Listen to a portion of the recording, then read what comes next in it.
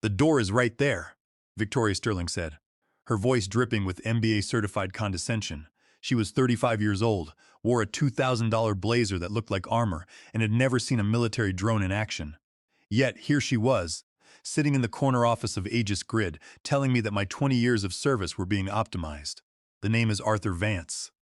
I am 48 years old, and until 4:15 p.m. on a rainy Tuesday, I was the chief systems architect of this company. I wrote the very telemetry and routing protocols that allowed Aegis Grid to secure government contracts.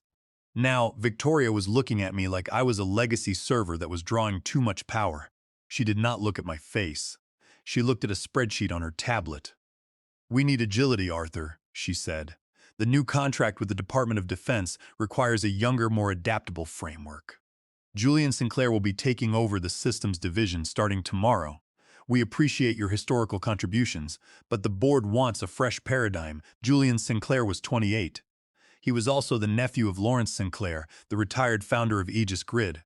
Julian had a degree in management infosystems from a school that cost more than my first house, but I had watched him struggle to explain the difference between a TCP handshake and a UDP broadcast during our last technical review. He was the kind of kid who thought coding was just dragging and dropping blocks in a modern visual interface. I did not get angry. When you spend 20 years in defense contracting, you learn that anger is a waste of processing power. I looked at the framed photo on my desk. It was taken in 2010, outside our first warehouse in Denver. Lawrence Sinclair was standing next to me, both of us covered in grease and smelling like cheap pizza. We had just successfully run our first autonomous drone coordination test. We only had 12 employees back then. I had stayed up for 3 days straight to patch a memory leak that was causing the drones to lose telemetry at high altitudes. I missed my son's 10th birthday party to make sure we did not lose our initial funding. Now, Victoria was pushing a blue folder toward me. A severance package. 3 months of pay in exchange for signing away my rights to sue and agreeing to a 2-year non-compete. I did not touch the folder. I slowly closed my laptop, slid it into my briefcase, and stood up. "Is there anything you want to say?" Victoria asked, her pen hovering over a document. She expected a fight. She expected me to beg for my pension or complain about the unfairness of it all. I looked at her, then at the glass walls of the conference room. My team was out there, staring at their monitors, pretending they could not see the execution taking place. Some of them were kids I had hired straight out of Colorado State. I had mentored them, reviewed their code, and defended their bonuses when the board wanted to trim overhead. Not one of them looked up. The corporate silence was heavy, suffocating. "No, Victoria," I said. "I think we are done here." I walked out of the office. The elevator ride down to the lobby felt like it took 10 years. I did not say goodbye to the receptionist. I did not clear out my desk. I only had my personal briefcase and the clothes on my back. I did not go straight home. I drove my old F-150 to a diner called the Rusty Anchor, about 3 miles from the office. It was a place where local contractors and mechanics drank black coffee. I sat in a vinyl booth, ordered a mug of diner coffee, and stared at the rain hitting the window. Aegis Grid had been my life. I had watched it grow from a scrappy operation into a powerhouse with a pending $750 million Pentagon contract. The core of that contract was our autonomous drone routing system, the software that allowed 100 drones to coordinate their flight paths in real time without a central control station. I built that system. Every line of the collision avoidance algorithm, every encryption layer, and every fail-safe protocol had my signature in the assembly files. I paid for my coffee with a $5 bill, left the tip on the table, and drove home. My home was quiet. Kaiser, my 8-year-old German shepherd, met me at the door, his tail wagging slowly. He knew my routine.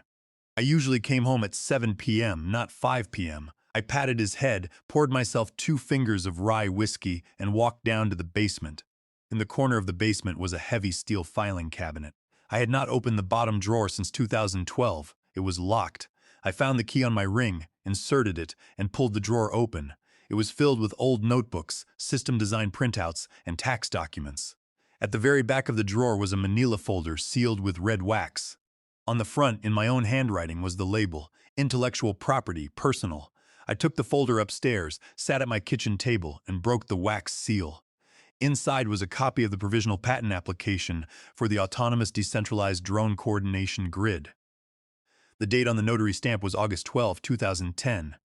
Back in 2010, Aegis Grid was weeks away from running out of money.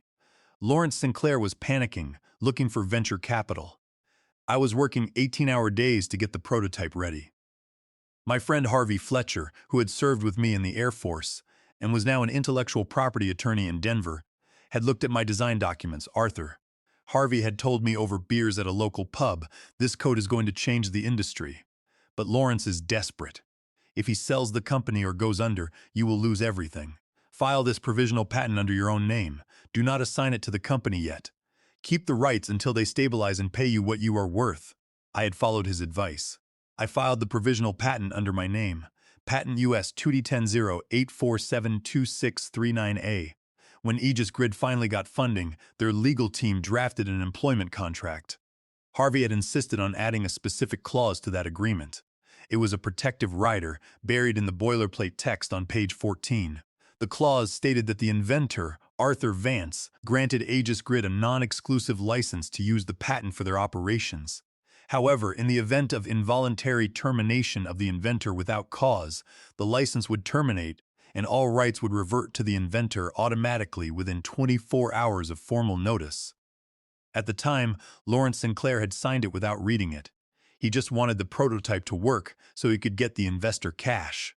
The legal department was small, and during the subsequent acquisitions and restructurings, the file was simply archived. Nobody ever checked.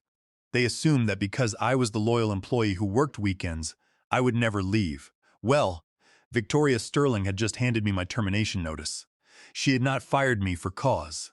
She had fired me to make room for the founder's nephew and to show the board she was cutting costs. I looked at my kitchen clock. It was 6 p.m. I opened my personal laptop, not the company-issued one that was currently sitting in my briefcase. I booted up my secure email client and drafted a message to Harvey. Harvey, I wrote, they let me go today. Victoria Sterling did it. I need you to pull up the 2010 agreement.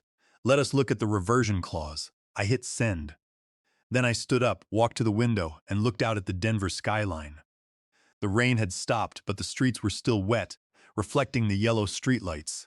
Aegis Grid was planning to demo the drone coordination system to the Department of Defense on Thursday morning. That was less than 36 hours away.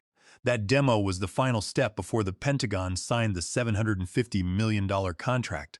They thought they were showing off their own technology. They did not know they were about to run a live demonstration of software they no longer had the legal right to use. Harvey called me at 5:15 a.m. Colorado time. I was already awake, sitting at the kitchen table with a mug of strong chicory coffee. Kaiser was lying under the table, his head on his paws, watching me with quiet intelligence. Arthur, Harvey said, his voice scratchy from lack of sleep. I went through the entire archive. The rider we drafted in 2010 is 100% active. And since Victoria signed the termination letter yesterday at 4:15 p.m. without specifying a performance-based cause, the reversion clause has been triggered. Is there any loophole they can use? I asked, taking a sip of coffee. Not unless they can prove they fired you for gross negligence or theft, Harvey replied. And they did not. The paperwork they handed you clearly says workforce realignment due to organizational restructuring. That is the definition of termination without cause. The 24-hour reversion clock is running. We need to file the reversion notification with the USPTO before 4:15 p.m. today. I have the digital certificate and the original notarized PDFs. I said, good. Do the filing through the electronic patent assignment system. Upload the original contract containing the page 14 rider and the signed termination letter. The moment you submit, the ownership record will update. Once it propagates, Aegis Grid will legally lose their right to use the algorithm. I hung up, opened my laptop, and went to work. There was no hesitation. In my line of work, when a system failure occurs, you do not sit around feeling sorry for yourself. You isolate the bug, apply the patch, and execute. For 20 years, I had been the system stability guy for Aegis Grid. Now, I was the bug that Victoria Sterling had failed to account for. By 7:30 a.m., I had uploaded all the documents to the USPTO database. I paid the filing fees with my personal credit card and watched the progress bar load. When the screen refreshed, it showed the transaction status. Pending review. I knew the system would process it automatically within a few hours. While I waited, I logged into my personal email. A message from Gordon, my lead developer, popped up. Gordon was a good kid, 32 years old, with a wife and a toddler. He was one of the few who actually understood the math behind the routing grid. Arthur, the email read, "We are in a massive panic here. Julian Sinclair has ordered us to freeze the code for the Pentagon demo tomorrow, but we are seeing packet drops and collision avoidance failures in the simulator. Julian wants to bypass the safety buffer to make the drones fly closer together for the cameras. I told him it is dangerous, but he said Victoria wants a spectacular show. Can you call me?" I did not call him. Instead, I sent a short reply. "I cannot help you, Gordon. I am no longer with the company. Follow the safety protocols." I knew exactly what Julian was doing.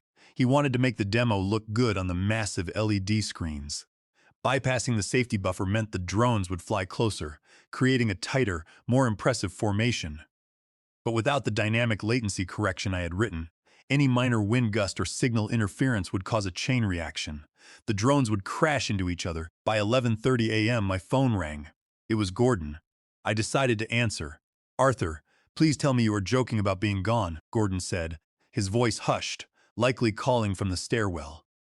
"Julian is running around the office like he is a general, but he does not even know how to run the compiler from the command line. He is trying to force us to push a live build to the demonstration drones." "He is the director now, Gordon," I said. "He has an HBS degree to guide him," Gordon groaned. "Victoria is telling everyone you resigned because you could not keep up with the new agile methodology. She is telling the board that the new code is 100% ready. But it is just your old code with a new interface shell." "Let them run it," I said. "But the Pentagon reps are arriving at the test site tomorrow morning," Gordon pleaded. "General Davis is going to be there. If the grid fails, the contract is dead." I let the silence hang between us for a few seconds. Then I said, "Good luck, Gordon." And I hung up. I checked the USPTO database again. The status had changed to completed. I clicked on Patent US 2010 DO 8472639A. Under the ownership history, the line was clear owner. Arthur Vance, effective date, July 10, 2026. Aegis Grid no longer owned the technology. They were about to run a high-profile demonstration for the Department of Defense using software they had no legal right to execute. In the defense industry, using unauthorized IP is not just a civil lawsuit. It is a breach of contract that can blackball a company from government funding forever. I stood up, walked to the kitchen, and poured myself a fresh cup of coffee. The sun was finally breaking through the clouds, casting long shadows across the kitchen floor. Victoria Sterling thought she was running an optimization play. She thought she was replacing an expensive older engineer with a cheaper, younger model who had the right family connections. She did not realize she had just pulled the foundation stone out of her own house. I looked at Kaiser. "We are going for a walk," I told him. As we walked through the wet grass of the neighborhood park, my phone buzzed in my pocket. It was a Slack notification. My access to the Aegis Grid workspace had finally been revoked. They were late. It had taken them nearly 20 hours to turn off my account. That was the problem with Victoria's new agile structure. They were so focused on meetings and presentations that they forgot to run the basic operations. I smiled, slipped the phone back into my pocket, and threw a tennis ball for Kaiser. Let them enjoy their afternoon. Tomorrow morning was going to be very loud. Wednesday afternoon was quiet for me. I spent it detailing my old F-150, polishing the chrome wheels, and washing the road dust off the body. Kaiser kept me company, chasing the water from the hose and barking at the neighbors. My phone was silent, which was a strange, peaceful feeling after 20 years of being on call 24 hours a day, 7 days a week. But over at Aegis Grid, the gears were grinding. I found out later that a junior legal assistant, a kid named Bradley, was running a routine compliance check on our IP portfolio ahead of the big Pentagon demo. When he typed our primary patent number into the USPTO database and saw my name listed as the sole owner, he almost choked on his energy drink. He refreshed the browser 5 times, thinking it was a cache error. It was not. He ran down the hall to the general counsel's office. The general counsel, George Miller, looked at the printout and felt his chest tighten. He ordered Bradley to retrieve the physical archive folder for the 2010 restructuring. When Miller turned to page 14 and read the reversion writer, his face went completely gray. The language was clear, notarized, and filed with the state. The license Aegis Grid held over the drone coordination system had officially expired at 4:15 p.m. On Tuesday, exactly 24 hours after I walked out the door, Miller immediately went to Victoria Sterling's office. He explained the situation, emphasizing that showing the software to the Department of Defense tomorrow morning would constitute willful patent infringement. He strongly advised postponing the demo until they could negotiate a new licensing agreement with me. Victoria, in her infinite corporate wisdom, laughed in his face. I was told by a secretary who was outside the room that Victoria dismissed it as a minor clerical issue. Arthur is just throwing a temper tantrum because we modernized his department, she said. We are not postponing a $750 million demonstration because of some dusty paperwork from 2010. We will sign the Pentagon contract tomorrow, and then we will deal with Arthur's lawyers. He is a retired engineer, not a competitor. He does not have the resources to fight us anyway. She ordered Miller to keep the issue quiet, specifically warning him not to contact the board of directors. She wanted to present a united, flawless front at the demonstration. Thursday morning arrived. I woke up at 6 a.m. and made myself a light breakfast. At 6:30 a.m. my phone buzzed. The screen showed Lawrence Sinclair. I had not seen his name on my phone in over 5 years, since he retired to his ranch in Montana. Lawrence was a retired Air Force colonel who had built Aegis Grid on trust, sweat, and real engineering. He was the one who had signed my original contract. I picked up. Arthur, Lawrence said, his voice deep, raspy, and carrying that old command authority. What is this? I just got an alert from a contact at the patent office in Denver. The coordination grid patent is listed under your name. It is not a mistake, Lawrence, I said, pouring my coffee. It is live. Lawrence was quiet for a moment. I could hear the faint sound of wind in the background from his Montana ranch. How did this happen? We agreed the company owned the rights. We never completed the formal assignment, Lawrence, I said calmly. We filed the provisional in 2010, and then the legal department got caught up in the Series B funding and the IPO restructuring. Nobody ever finalized the paperwork, and the contract we signed had a reversion clause. If I was terminated without cause, the license reverted to me. There was a long pause. I heard him exhale slowly. Who fired you? Victoria Sterling, I said. She called it optimization. She wanted to replace me with your nephew, Julian. Lawrence let out a low, dangerous growl. It was the same sound he made when our early drone telemetry systems failed during field tests. It was the sound of a man realizing he had let the wrong people manage his legacy. They were supposed to honor the agreement, Arthur, he said. I built that company on handshakes and respect. They do not use handshakes anymore, Lawrence, I said. They use spreadsheets. He hung up without another word. By 8 a.m., Lawrence Sinclair was at the Aegis Grid headquarters. He did not schedule an appointment. He did not notify Victoria. He simply walked through the double doors, wearing his old leather flight jacket and mud-stained cowboy boots. The older engineers in the lobby stood up when they saw him, but the newer managers, hired under Victoria's regime, just stared, wondering who this old man was. Lawrence walked straight into George Miller's office, slammed a printout of the USPTO registry on the desk, and asked one question. Do we own the code we are demoing today? Miller looked down at his hands, unable to meet the founder's eyes. No, Colonel. We do not. Meanwhile, at the downtown convention center, the presentation team was putting the final touches on the LED displays. Victoria was backstage, adjusting her microphone, confident she was about to secure her legacy. She had no idea the founder was currently storming through her empty office, and she had no idea that the legal foundation of her entire career had just turned into sand. The downtown convention center was packed. I was not there, of course, but Gordon and a few other developers who were backstage filled me in on the details later. Victoria was in peak performance mode. She stood backstage in a tailored navy blue suit, laughing with the chief technology officer and giving Julian a reassuring pat on the shoulder. Julian looked sweating, clutching an iPad that showed the drone status monitor. He had bypassed the safety buffers just as he planned, hoping to show a tight, dramatic drone swarm on the big screens. At 10 a.m., the doors opened. Row after row of leather seats filled with Defense Department's military analysts and procurement officers. General Davis, a no-nonsense commander with 3 stars on his shoulders, sat in the front row. The Aegis Grid logo was plastered on a 40-ft LED screen behind the stage. Victoria walked out to center stage under the bright spotlights. She smiled, her voice projected perfectly through the sound system. Ladies and gentlemen, she began, today we are showing you the future of autonomous defense grid coordination. Aegis Grid has developed a proprietary decentralized navigation architecture that allows multiple drone units to communicate and coordinate in real time without relying on a central control server. She gestured to the screen, where a live simulation feed showed 50 drones hovering outside the convention center, ready to execute their flight pattern. What you are about to see is the result of years of in-house innovation, powered by our unique, patent-protected coordination engine. Backstage, Gordon was watching the telemetry feed. The latency line on the monitor was spiking into the red. Because Julian had bypassed the safety buffer, the synchronization pulses were piling up, creating a bottleneck. The software was screaming for the latency correction protocols, but Julian had disabled them to force a closer formation. Just as Victoria was about to signal the start of the live drone flight, George Miller, the general counsel, stepped out from the wings. He did not run, but his face was white. He walked directly to center stage. Completely interrupting Victoria's presentation, Victoria froze, keeping her corporate smile plastered on her face, though her eyes flared with anger. "George," she whispered, "what are you doing?" "We are live." George did not whisper back quietly enough.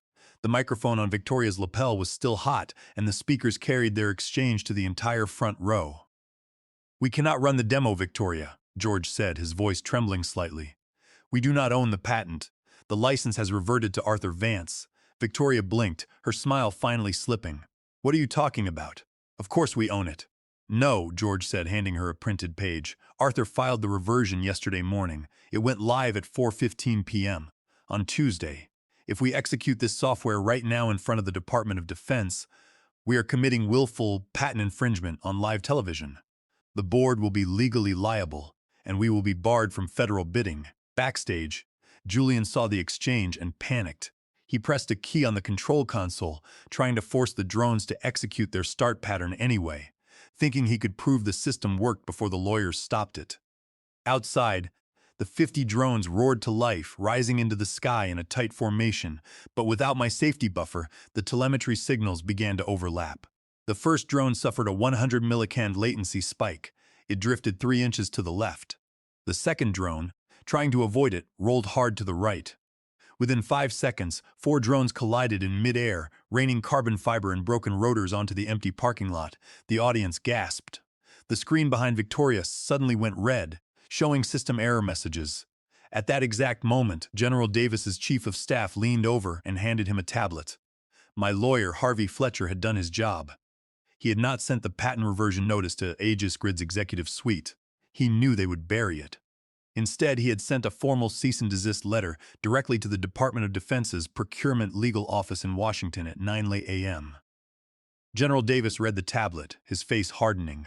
He stood up, holding a paper copy of the patent filing that his staff had just printed. "Messens, Sterling," General Davis's voice cut through the murmurs in the room like a siren. "I am looking at a USPTO registry update for patent US 2010-08472639A. which covers the coordination algorithm you just claimed was developed in-house by Aegis Grid." Victoria tried to regain her footing. "General," she stammered, "we are experiencing a minor telemetry anomaly. The intellectual property is fully secure. According to this federal record," General Davis said, holding up the paper, "the patent is owned by an individual named Arthur Vance, and your license to use it was terminated 2 days ago." "Is Mr. Vance currently employed by Aegis Grid?" Victoria's throat went dry. "No," she whispered. "He was realigned on Tuesday." General Davis looked at the screen, where another 2 drones had just collided, then back at Victoria. "You are presenting unlicensed, infringing software to the United States military, and your system is currently crashing in our parking lot. This demonstration is over." He stood up, buttoned his uniform jacket, and walked out of the room. The entire row of Pentagon officials followed him in absolute silence. Victoria stood alone on the stage, the bright spotlights reflecting off her pale face, while the screen behind her continued to flash error codes. The $750 million contract was dead, and she had just destroyed her career in front of every major buyer in the defense industry. I woke up on Friday morning to absolute silence. The rain had cleared, and the Rocky Mountains were sharp and white against the blue Denver sky. I made myself coffee, sat on the porch, and watched Kaiser run circles around the yard, but when I finally picked up my phone at 8 a.m., it was warm to the touch. The screen was a wall of notifications. 203 missed calls, 47 text messages, 18 voicemails. My LinkedIn inbox looked like a spam folder, filled with messages from colleagues, industry recruiters, and journalists trying to figure out what had happened at the convention center. There were 3 urgent emails from Aegis Grid's legal team and a text from Gordon that simply said, "They are in full meltdown. Victoria is locked in her office. Lawrence Sinclair is here." I scrolled past all of them until I found the call history from Lawrence Sinclair. He had called 12 times between 6 p.m. yesterday and 7 a.m. this morning. I took a slow sip of coffee, pressed call back, and put it on speaker. He picked up on the first ring. He did not say hello. His voice sounded like it had been dragged through gravel. "Arthur," he said, "what is your number?" He did not ask if we could negotiate. He did not ask how I was doing. He knew the situation. Aegis Grid was facing a total blacklisting from the Department of Defense for executing unlicensed software during a live procurement demonstration. The board of directors was panicking, the stock was sliding, and the $750 million contract was on the verge of being permanently canceled. I did not answer him on the phone. "I will send you an email, Lawrence," I said. I hung up before he could respond. I walked back inside, sat at my kitchen table, and opened my laptop. I drafted a message to Lawrence Sinclair, copying George Miller and the board of directors' subject line. Licensing terms. I did not write a long explanation. I did not express anger or make accusations. I simply listed my requirements in plain, numbered points. 1. A formal worldwide licensing agreement for patent US 220-8472639A.2. An upfront payment of $15 million for past unauthorized use and initial licensing fees. Point 3. An ongoing royalty rate of 12% on all revenue generated by any system using the coordination grid algorithm, including the upcoming Pentagon contract. 4. A seat on the board of directors with full voting privileges. By 5. A public statement on the company website acknowledging my original authorship and development of the coordination grid technology. Point 6. The immediate unconditional resignation of Victoria Sterling and Julian Sinclair, with no severance packages. I ended the email with a single sentence. "This is not revenge, Lawrence. This is optimization." I hit send. I spent the rest of the day playing fetch with Kaiser and reading a book on my porch. I did not check my email. I did not answer my phone when it rang. I knew they needed time to process, to argue, and to realize they had no other options. Without my patent, Aegis Grid was a shell company with a pile of useless code. At 4:30 p.m., just before the close of business, my laptop pinged. The email was from George Miller, the general counsel, with Lawrence Sinclair and the chairman of the board copied. Attached was a signed memorandum of understanding. They had accepted every single term, no counteroffers, no modifications. Victoria Sterling was escorted from the building by security at 5 p.m., carrying her things in a cardboard box. Julian Sinclair followed shortly behind her, his iPad and Harvard credentials unable to save him from the reality of intellectual property law. On Monday morning, I drove my old F-150 back to the Aegis Grid headquarters. I did not wear a suit. I wore my usual flannel shirt, jeans, and work boots. When I walked through the double doors, the receptionist stood up and smiled. The engineers in the hallway, the ones who had stared at their monitors when I was fired, now looked at me with a mixture of awe and relief. I did not go to the systems division on the 3rd floor. I took the elevator to the penthouse suite, where the board of directors was waiting. Lawrence Sinclair was sitting at the head of the table. He looked older, tired, but when I walked in, he stood up and extended his hand. "Welcome back, Arthur," he said. I shook his hand. "Thank you, Lawrence. Some people in the office call it a workplace revenge story. They think I burned the place down to get back at the executives who underestimated me. But I do not see it that way. In engineering, when a system has a faulty component, you do not keep running it until it crashes. You remove the component, you clean the contacts, and you put the right parts back in place." I sat down in my new leather chair at the board table, opened my laptop, and looked at the new project roadmaps. The architecture was clean, the telemetry was stable, and for the first time in 20 years, my name was exactly where it belonged.